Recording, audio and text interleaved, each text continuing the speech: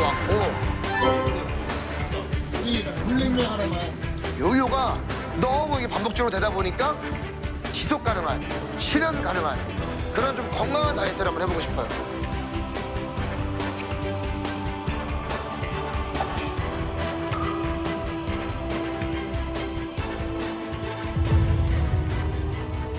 지금까지 잘. 오신 것. 아유, 안녕하세요. 야, 안녕하세요. 안녕하세요. 안녕하세요. 와. 안녕하세요. 반갑습니다. 반갑습니다. 반갑습니다. 오랜만에 앉으십시오, 이렇게. 앉으십시오. 네. 반갑습니다. 반갑습니다. 네. 네. 자, 제가 한번 소개를 드릴게요.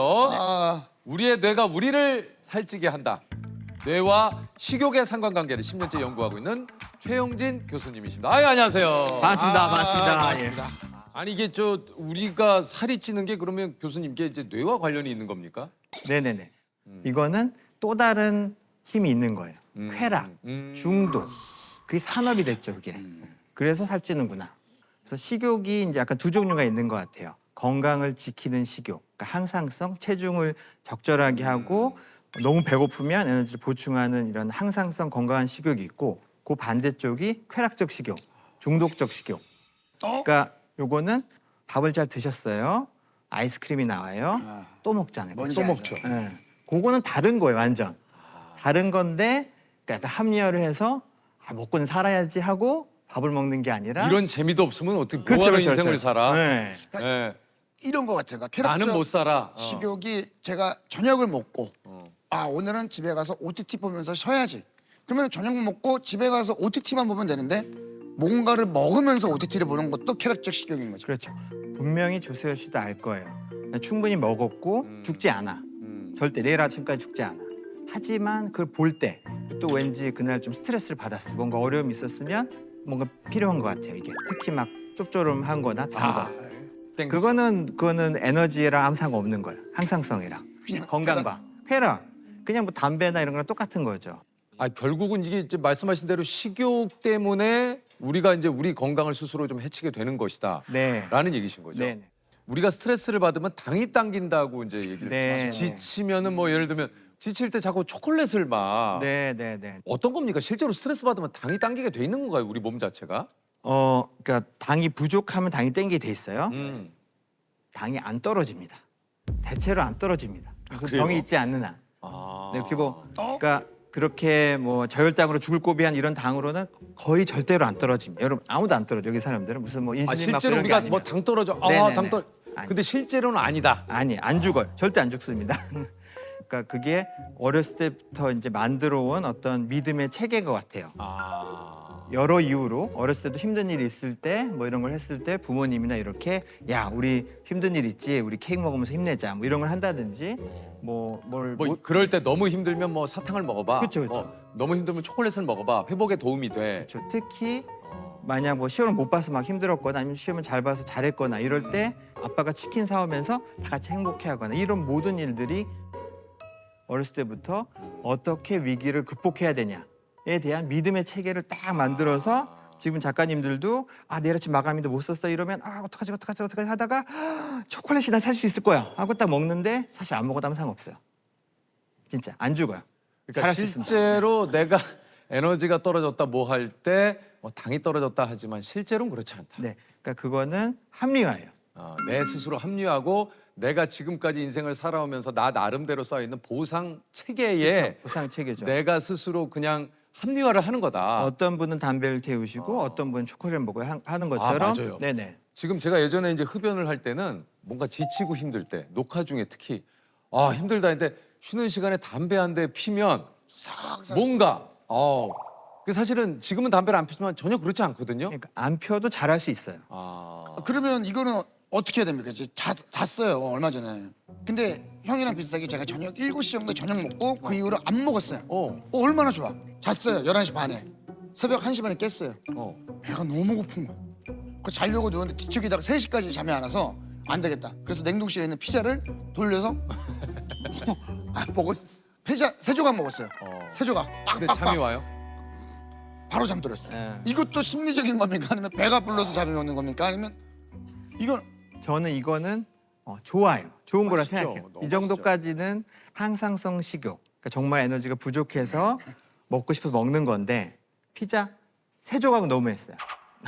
예, 죄송합니다. 한 조각만 해도 됐었을 네. 거고 더 나아가면 피자가 아니라 방울토마토를 먹어도 됐을 거예요. 일론 머스크가 또 써가지고 요것도 화제됐었죠. 비만 치료 주사. 네. 요게 이제 곧 한국에 이제 출시가 된다고 해서 화제인데 살을 빼주는 차세대 비만 약이 해외에서 주목받고 있습니다. 지난해 일론 머스크 테슬라 CEO가 체중을 10kg 넘게 감량했다며 올린 SNS입니다. 비결은 단식 그리고 한 약물이라고 밝혔습니다. 이게 정확하게 뭡니까, 교수님? 이게 우리가 음식을 먹으면은 장에서 GLP-1이라는 호르몬이 쫙 올라와가지고 딱 올라오면 헉, 배불러. 그만 먹어야지. 딱 놓게 하는 우리 약간 브레이크 신호 호르몬이거든요. 이게 쫙 올라가요. 그래서 그만 먹게 만드는 건데 이 호르몬을 주사로 맞아가지고 하루 종일 엄청 높게 만드는 거예요. 그 호르몬 자체를. 호르몬 자체를. 이걸 맞으면은 저도 맞아봤는데 맞으면 맞으셨어요? 네. 어땠어요? 맞아 보면은 하루 종일 그냥 계속 나는 평안하다, 나는 배부르다로 쭉 있을 수 있고 또 음식을 먹기 시작하려 그러면 어우 배불러. 배불러. 그래서 멈추게 되고 버거워. 버거워지고 그렇죠. 그런 게 더 세지는 느낌을 받았어요.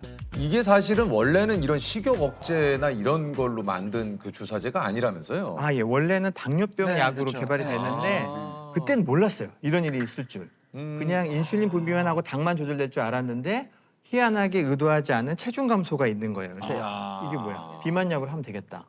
해서 둔갑.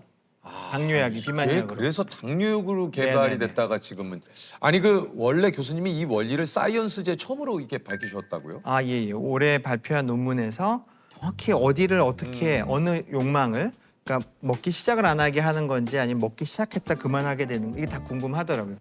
이제 저희 연구실이 했던 거는 그럼 이게 뇌에 어디 작용하냐는 건 쥐의 뇌와 사람의 뇌를 다 비교해서 봤더니 시상하부에 여기에 요 약이 들어갔을 때 요 신경이 민감해지면서 배불러지를 만드는구나를 다양한 방법으로 증명했고 의 작동 기전을 증명했다라는 인정을 받아서 사이언스에 나오게 됐습니다.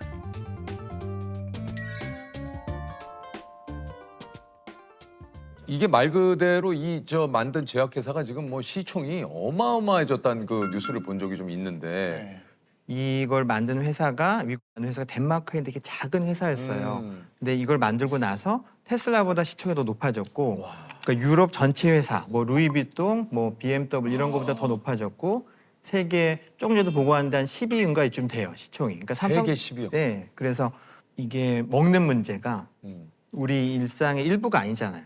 모든 사람이 먹고 모든 사람이 많이 먹고 뭐 이런 문제가 있어서 사회 전반에 2차적 효과가 굉장히 많은데 그 중에 하나가 항공사가 비행기 연료를 덜 쓰게 된다고.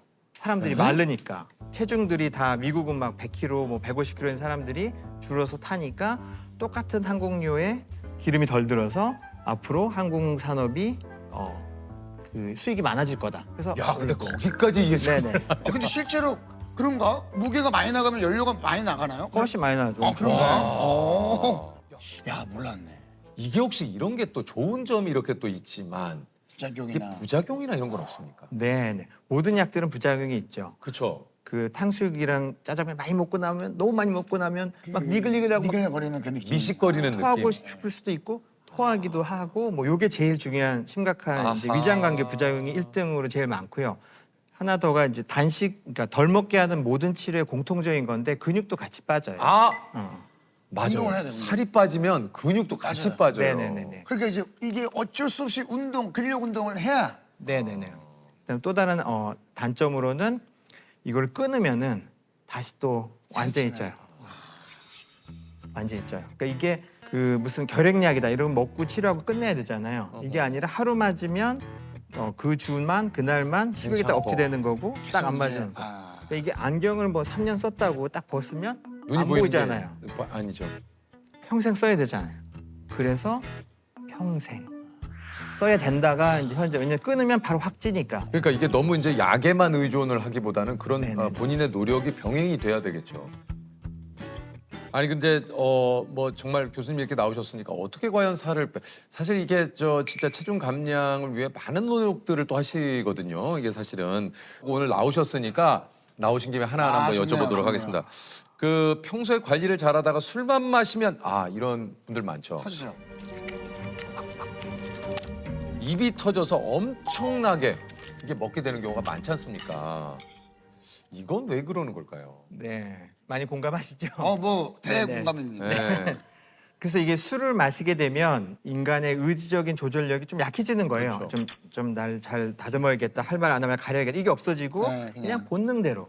그리고 스스로에게 굉장히 좀 관대해지잖아요. 관대해지고, 그렇죠. 그렇죠. 응. 네, 아무래도 그렇게 되죠. 이거 먹는다. 야, 그때부터 뭐가 나오냐면, 야, 맛있게 먹으면 제로 칼로리야. 그치. 그런 얘기가 나와.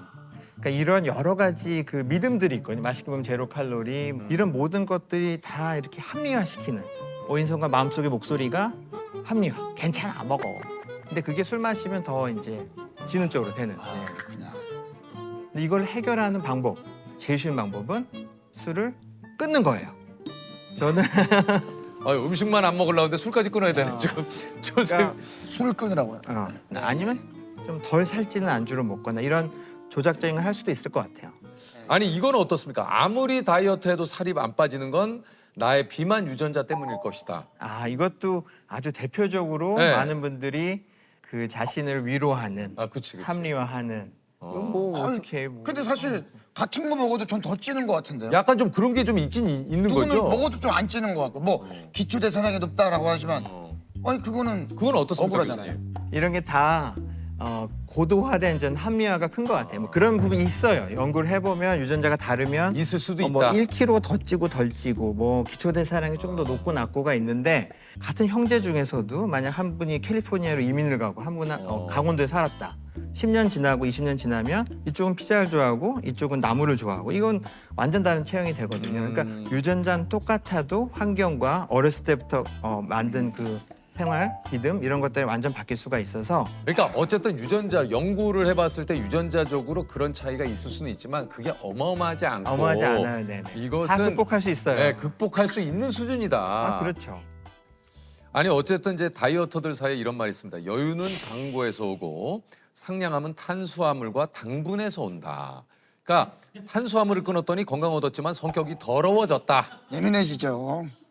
뭔가 예민했을 때 집에 와서 면치기 하잖아요. 그러면 마음이 평안해져요. 이 수많은 것들이 근데 계속 말씀드리는 것처럼 뭔가 우리의 합리화를 하는 그들 중에 거의 대부분은 일단 진실이 아니에요. 아무 상관없는 게 되게 많아요. 진실이 아닙니다. 진실이 아니에요. 그냥 탄수화물 때문에 내가 예민해진다 아닙니까? 결국에는 탄수화물 없이 그렇게 해도 다 정신 승리하고 마음 평안하게 대응하는 사람들이 많이 있어요. 네. 교수님이 지금 오늘 와서 제일 많이 하시는 얘기가 뭐냐면 합리화예요, 합리화. 네. 그러니까 뭐 당도, 탄수화물도 합리화. 근데 저는 요즘 그런 생각을 해요. 세상에 뭐 맛있는 게 너무 그러니까 진짜 요리를 개발하시는 분들이 음식을 너무 맛있게 개발해. 이거 어떤 맛일까?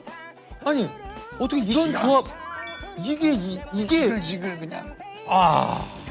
진짜 우리의 식욕을 끊임없이 테스트하시는 것 같아요. 무서워요. 아니 근데 어찌됐든 저희가 이제 상식적으로 단 음식은 몸에 안 좋다. 네. 실제로 그런 거죠.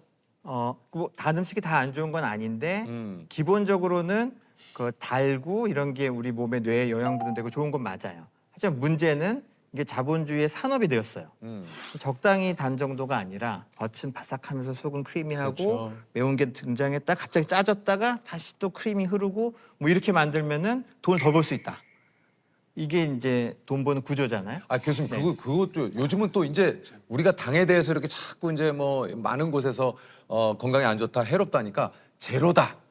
뭐 이런 걸로 또 많이 얘기를 했어요. 이건 또 어떻습니까? 설탕이 많은 게 제일 나쁜 것 같아요. 근데 단맛만 있고 설탕이 없는 거는 살은 안 쪄요. 살은 거의 안 그렇구나. 찌지만 그 의존성, 중독, 쾌락은 똑같은 것 같아요. 아하. 그러니까 제로 칼로리 콜라에도 중독이 돼서 하루에 막 1리터, 2리터 마실 수 있을 것 같아요. 하지만 살은 안 쪄요. 그러니까 정신적으로는 안 좋지만 신체적으로는 좋은 것 같아요. 괜찮아요. 네. 거기까지 간 다음에 이걸 탄산수로 바꾸면 이제 의존성도 반반 의존성은 없어지고 탄산 의존성만 남은 거죠. 그 다음엔 맹물로 바꾸고 이렇게 약간 점진적으로 하면 좋을 것 같아요. 그래서 이게 해롭다 나쁘다 흑백으로 하면 이 토론이 잘 안 되고, 안 되고. 약간 제일 나쁜 거부터 제일 좋은 것까지 순차적으로. 진짜 그거 좋은 것 같아요. 밤에 이 폭식이 터지잖아요. 요거 좀 멈출 수 있는 솔루션 없습니까? 그러니까 저도 이번 논문을 쓰면서 이런 어떻게 음식을 인지했을 때 이게 몸이 변하냐, 튀김 요리한다고 왜 배불러지냐 이걸 찾다 보니까 아예 논문이 나온 게 그 되게 재밌게도 이 초콜릿 사진을 핸드폰으로 보여주면서 냠냠 먹었다, 먹었다, 먹었다 30번을 하면 3번 한 거보다 훨씬 덜 먹게 된다고 초콜릿을. 그걸 논문으로 과학적으로 증명해서 나온 게 있었어요. 증명이 됐어요. 네, M&M 초콜릿 사진을 보여주면서 3번보다는 30번 정도. 네, 안 먹었잖아요. 안 먹어. 그러니까 이게 일종의 정신 승리인데 이런 게 이 그러니까 나를 속이는 거죠, 살짝. 정신 승리. 네. 합리화를 이겨내는 거죠. 그러니까 그 옥주현 씨나 몇 분들이 이것은 이미 먹어본 맛이다. 먹은 거야. 먹었어. 알겠어. 그만. 괜찮아. 딱 할 수 있다는 과학적인 증거입니다. 다이어트 하는 거 정말 힘들잖아요. 힘들죠. 근데 포기하는 것 중에 하나가 제가 3개월을 정말 열심히 해서 10kg를 뺐어요. 뺐어. 와, 씨 뺐다. 하루 이틀 먹을 수 있잖아요. 하루 이틀. 그래. 너무 고생한 나에게 이틀간 보상은 하자. 5kg 쪄요. 5kg 찐다고.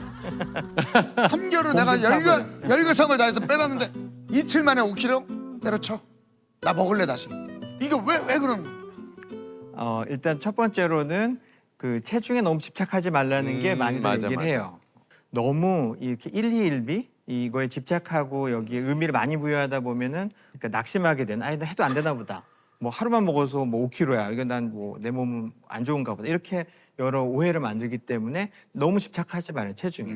길게 할 거면 이렇게 뭐 하루 이틀 5kg 쪄도 또 다시 뺄 수 있으니까 장기적으로 내가 점점 더 조금씩 좋은 방향으로 가고 있다는 게 중요한 거지. 하루 이틀 실수했다고. 그래서 저는 극단적으로 한 달간 빼는 다이어트는 극심하게 싫어합니다. 맞아요. 그건 오히려 해롭다고 생각해요. 네. 진짜 본인의 몸을 해치면서 맞아요, 그렇게 맞아요. 단기간 내에 빼는 것은 그건 결코 지속 가능하지 않은 것 같아요. 와, 그때 선생님이 저한테 해줬던 얘기가 세호 씨 내일부터 이제 운동 좀 해보세요 하길래 제가 그랬어요. 그러면 내일 2시간 뛰겠습니다 했더니 2시간 못 뛰어요.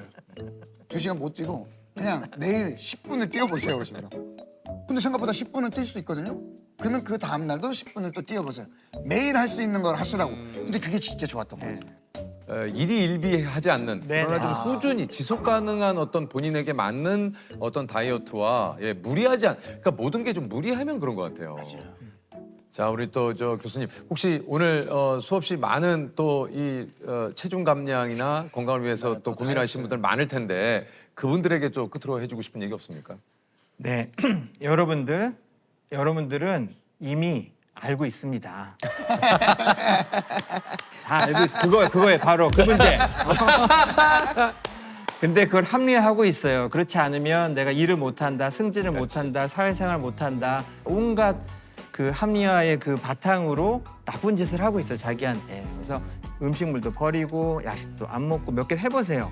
의외로 괜찮아요. 다 좋아질 수 있어요. 중독은 끊을 수 있습니다. 그래서 은밀한 문제를 찾아내세요. 네.